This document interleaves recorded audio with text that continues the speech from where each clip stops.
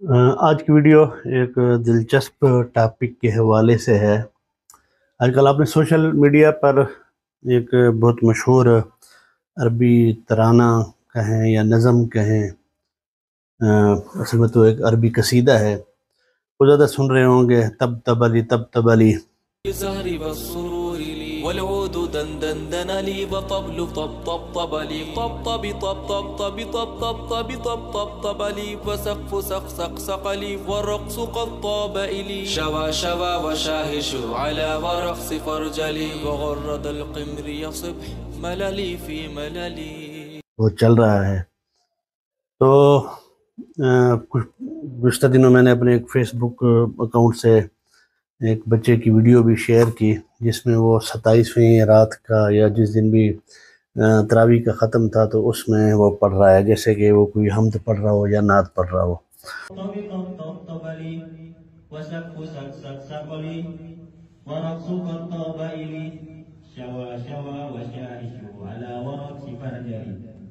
وغرد الكبر يسيح ملل في ملل مرة أخرى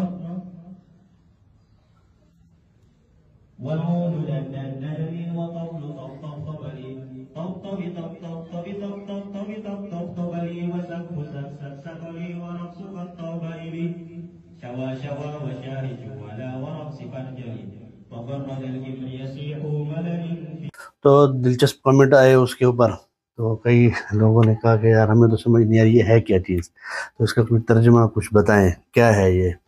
تو میں نے کہا چلو پھر اس کے اوپر ایک ویڈیو بنا لیتا ہوں، تھوڑی طویل تو ہو جائے لیکن ایک دلچسپ ویڈیو ہے جس میں اس قصیدے کا بیک گراؤنڈ ہو گیا، یہ قصیدہ ہے کیا، کس وجہ سے لکھا گیا، یہ کوئی حمد ہے یا نعت ہے ٹھیک ہے نا۔ تو میں نے کہا چلو آپ لوگوں سے بھی شیئر کر دوں اور ساتھ میں اس کا ترجمہ بھی آپ کو بتا دوں، ٹھیک ہے نا، کہ کیا ہے اس نظم کے اندر یا قصیدے کے اندر۔ تو بیسیکلی یہ کوئی حمدیہ یا نعت تو بالکل ہے نہیں، تو پتہ نہیں اس بچے کو کیا سوجی ہے کہ بس شروع ہو گیا مسجد کے اندر، حالانکہ اس کو سوچ سمجھ کر کرنا چاہیے تھا۔ بہرحال اصل میں تو یہ جو ایک نظم ہے، یہ اس کا نام ہے صوت الصفیر البلبل۔ یہ ایک مشہور نظم جو جنہوں نے لکھی ہے، جو شاعر ہیں اس کے، وہ ہیں عبد الرحمن بن عبداللہ الاسمعی، اور اسمعی کے نام سے مشہور ہیں، بہت خوبصورت ادیب ہیں، اور اس نظم کے اندر بھی ان کی ادیبانہ کلام ہو گیا، خوبصورت زبان، فصاحت اور مشکل الفاظ کو جس طرح انہوں نے اس کے اندر بیان کیا ہے وہ اپنی مثال آپ ہیں، ٹھیک ہے۔ تو پہلے تو میں آپ کو بتاتا چلوں کہ اس نظم کا بیک گراؤنڈ کیا ہے۔ بیک گراؤنڈ یہ ہے کہ بعض کہتے ہیں کہ خلیفہ ہارون الرشید تھے، عباسی خلیفہ، یا اور بعض کہتے ہیں کہ منصور عباسی تھے۔ ان کے دور کا یہ میں کیا ہوا تھا کہ ایک شاعر آیا، کیونکہ اس زمانے میں بادشاہوں کی جب کوئی دربار میں شاعری کرتا تھا تو اس کو بڑا انعام دیا جاتا تھا، ٹھیک ہے۔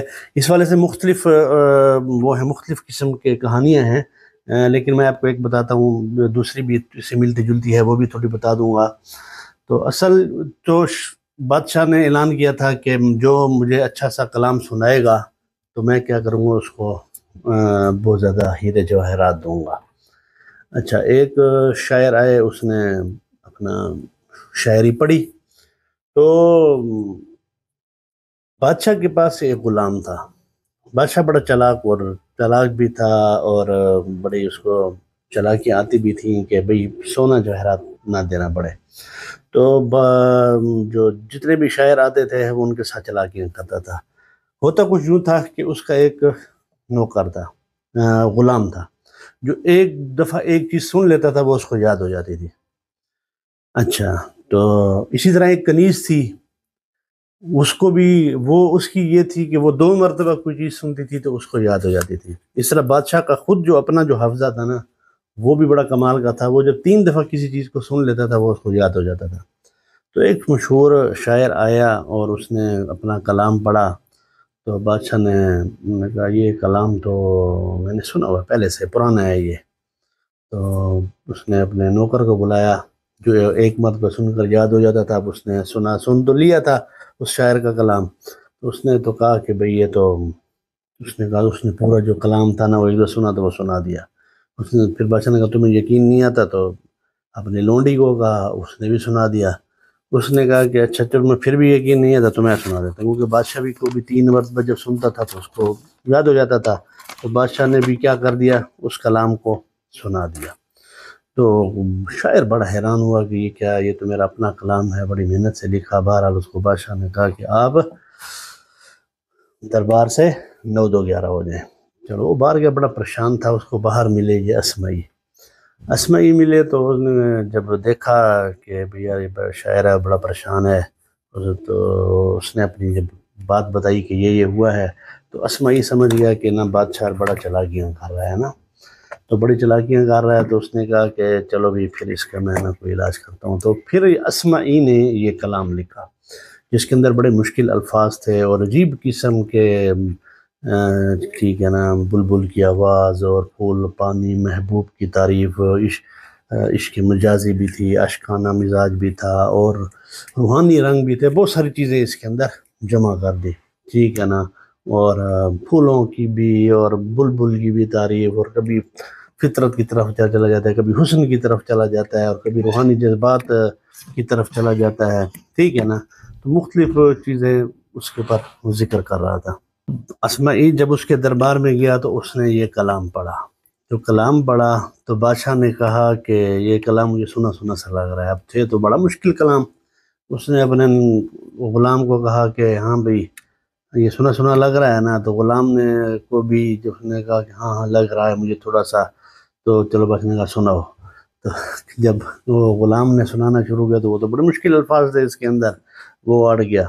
کنیز کو کہا، کنیز نے بھی 1 2 پڑھے اور وہ بھی پھنس گئی، اس سے بھی ادا نہیں ہوا، اور بادشاہ کو خود بھی یاد نہیں ہوا کیونکہ جو 3 مرتبہ سن نہیں سکا تھا تو پھنس گیا۔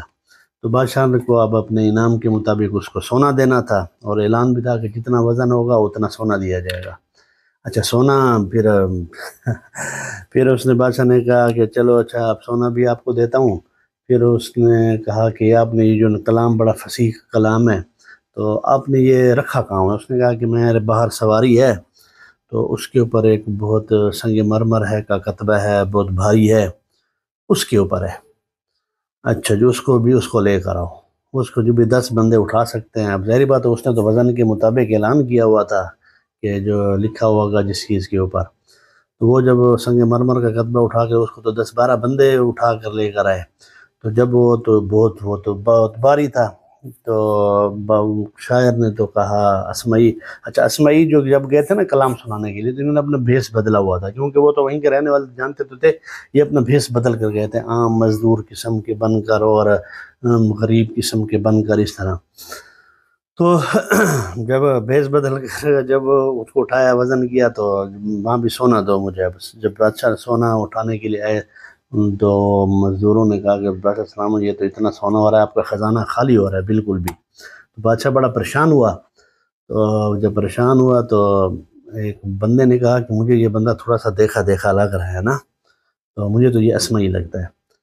تو وہ تھوڑا سا پہچان گیا شاید اس کی آواز سے، تو پھر جب اس کو نزدیک لے کر آئے تو پھر واقعی تو اسمعی تھا۔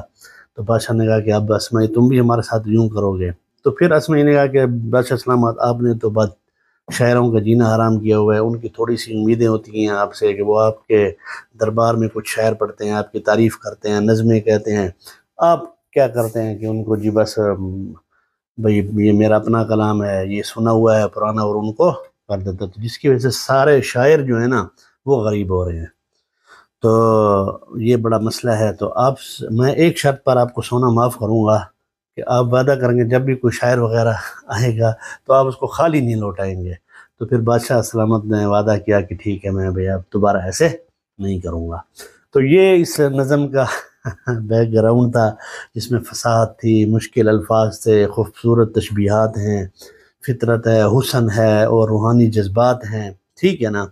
تو بڑا دلچسپ کلام ہے ٹھیک ہے نا. تو میں اس کا ترجمہ بھی ابھی آپ کو بتاتا ہوں. تو اس پر یہ کہا گیا تھا.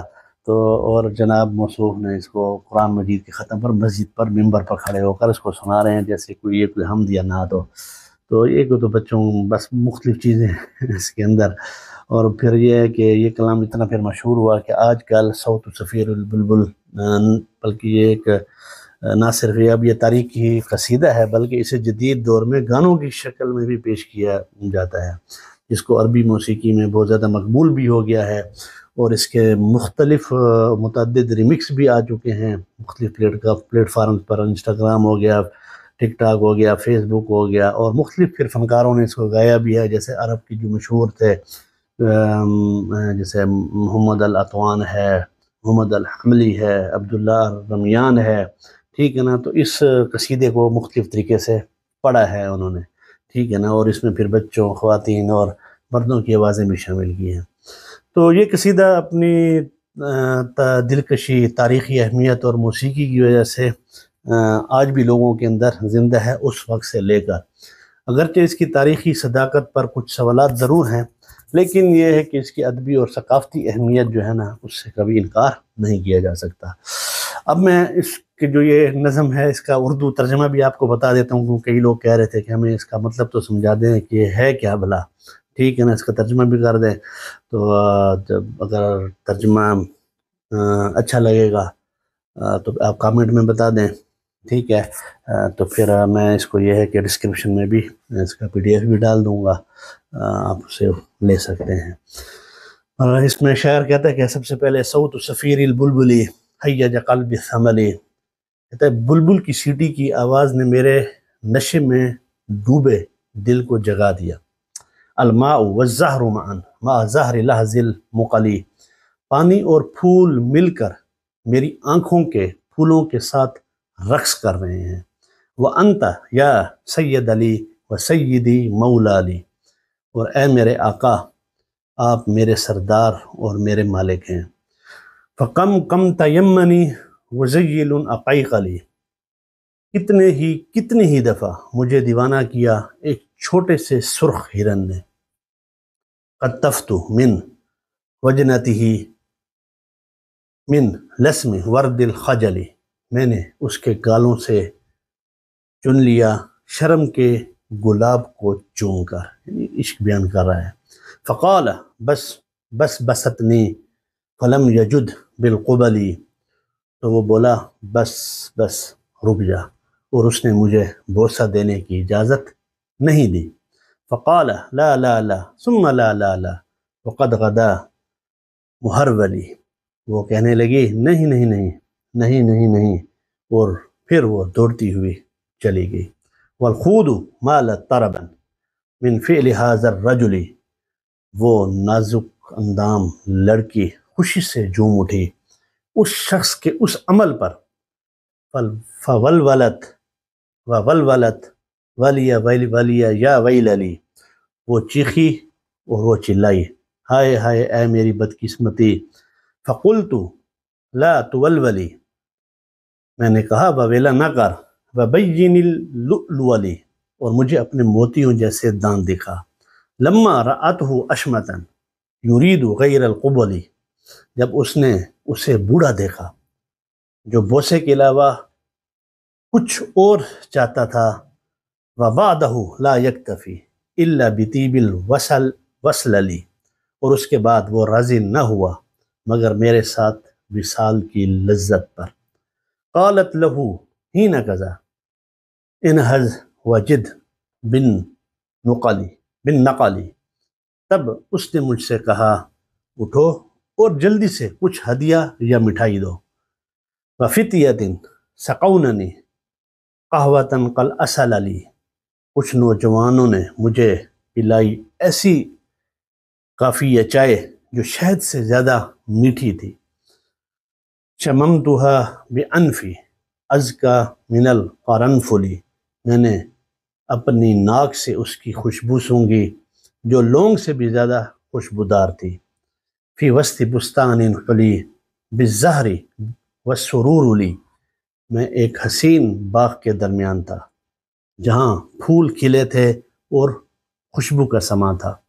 والعود دن دن دن علی والطبل تب تب علی، باجا بجا دن دن دن اور ڈھول بجا تب تب تب۔ تو یہاں پر یہ جو دن دن دن علی اور تب تب علی یہ باجوں کی اور یہ ڈھول کی آواز کی کہہ رہا ہے، جیسے ہمارے یہاں ڈھول میں دھب دھب کی آواز ہوتی ہے تو اس کو بیان کر رہا ہے۔ تو مصروف اس کو بھی پڑھ رہے ہیں باہر۔ پھر تب تب تب تب تب تب تب علی، اس کی ڈھول کی آواز کو بیان کر رہا ہے اس میں۔ اس کا کوئی ترجمہ نہیں ہے کہ اس کو کیا جائے کہ تب تب تب علی تب تب علی، اس میں ڈھب ڈھب کی آواز ہوتی ہے نا ڈھول کی، تو یہ اس کو بیان کیا جا رہا ہے۔ وہ سقف قد سقس علی والرقص قد تب تب علی، اور چھت نے سق سق کی آواز کی میرے لیے اور رقص نے تب تب کی آواز کی میرے لیے۔ شوا شوا وشاہشو علی ورق سفر جلی، پتوں پر پرندے چہچہانے لگے سفیدے کے درخت پر۔ وغرد القمر یسیح من ملل فی مللی، اور چاند نے چہچہا کر آواز دی اکتاہٹ سے اکتاہٹ میں۔ فلو ترانی راکبا علی حمار احزلی، اگر تم مجھے دیکھتے جب میں سوار تھا ایک کمزور لاغر گدھے پر۔ یمشی علی ثلاثتی کمشیۃ الارنجلی، جو 3 ٹانگوں پر چل رہا تھا عجیب و غریب انداز میں، یعنی کہ لنگڑے انداز میں وہ چل رہا تھا۔ والناس ترجم جملی فی السوق بالقلقللی، لوگ میری سواری پر پتھر پھینک رہے تھے بازار میں دھم دھم، مطلب کہ بہت زیادہ۔ والکل قعقع قعقع خلفی ومن ویللی، اور سب قعقع کی آواز کرتے تھے میرے پیچھے اور میرے ارد گرد، یعنی قعقع کہ ایک بس ویسی آواز کر دیا ہے کہ جیسے اوئے اوئے کی آوازیں ہوتی ہیں، اس طرح کو بیان کر رہا ہے۔ لیکن مشیت ہاربا من خشیت القنقلی، میں وہاں سے بھاگ نکلا اقنقل کے خوف سے۔ اب اقنقل کیا، یہ ویسی ایک بتا رہا ہے جیسے پولیس ہوتی ہے یا کسی ڈراؤنی چیز کے سے میں ڈر کر وہاں سے پھر کہتا بھاگ نکلا، کیونکہ فرضی چیزیں ہیں، ایسی مشکل الفاظ لے کر آ رہا ہے بادشاہ کو پھنسانے کے لیے۔ الی لقاء ملک معظم مبجلی، پھر میں ایک معزز بادشاہ کے پاس پہنچا جو بڑا عظیم المرتبت تھا۔ یأمر لی بخلعۃ حمراء قد دم لی، اس نے مجھے ایک شاہی خلعت عطا کی، سرخ رنگ کی جیسے خون ہو۔ اجر فیہا ماشیا وبغددا للذیلی، میں اسے پہن کر چلنے لگا اپنی چادر کو شان سے گھسیٹتا ہوا۔ نظمت قطعا زخرفت یعجز عنہا الادب لی، میں نے ایسے خوبصورت اشعار کہے کہ ادب بھی ان کے آگے عاجز آ گیا ہے۔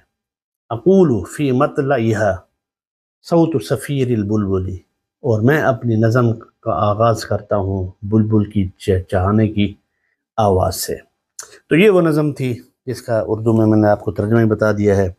اگر آپ کو چاہیے ہوگا تو آپ مجھے کامنٹ میں بتا دیں، تو میں انشاءاللہ اس کو ڈسکرپشن میں بھی ڈال دوں گا، جہاں سے آپ PDF فائل میں ڈاؤن لوڈ بھی کر سکیں گے۔ امید ہے آپ کو آج کی یہ